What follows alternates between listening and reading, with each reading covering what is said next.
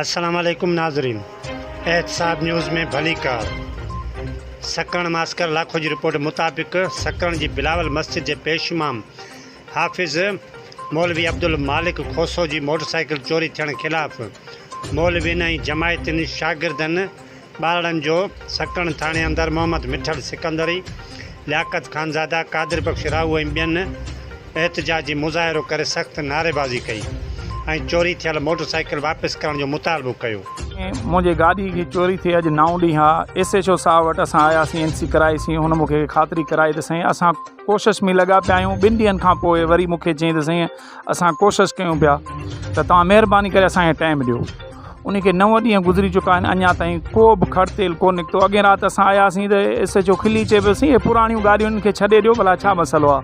उन खां पोइ असांखे ॾुख बि थियो इन ॻाल्हि खे ॿुधी, पर वरी बि असां अॼु एहतजाज कार्ड क़ाइमु करण आया आहियूं त जीअं महिरबानी करे असां DIG साहब, SSP साहब ऐं DSP साहब, SHO साहब, जेके बि सकरण आहिनि दोस्त, उहे सभु असां सां इंसाफ़ कनि। नवाब शाह जा जेके ऑफिसर आहिनि असां इंसाफ़ कनि। असांखे तमामु तकलीफ़ आहे। ऐं मिसकिन माण्हू, हाफ़िज़ माण्हू निमाज़ जे लाइ, पंहिंजे बचड़नि खे स्कूल खणी वञण जे लाइ गाॾी ते वेंदो हुउसि।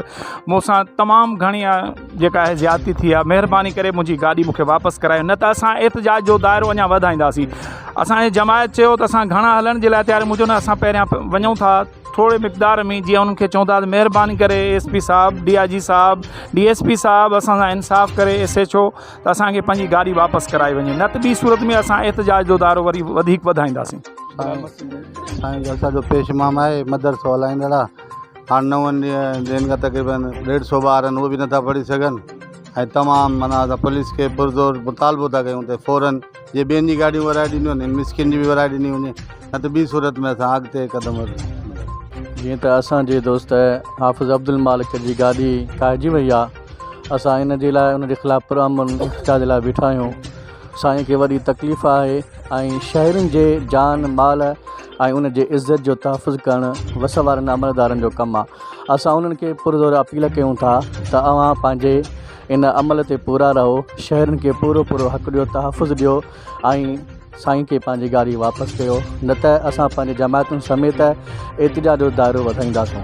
बराए महिरबानी जेके वस वारा आहिनि, असां अपील कयूं था त साईं खे पंहिंजी गाॾी वापसि कराए ॾिनी वञे।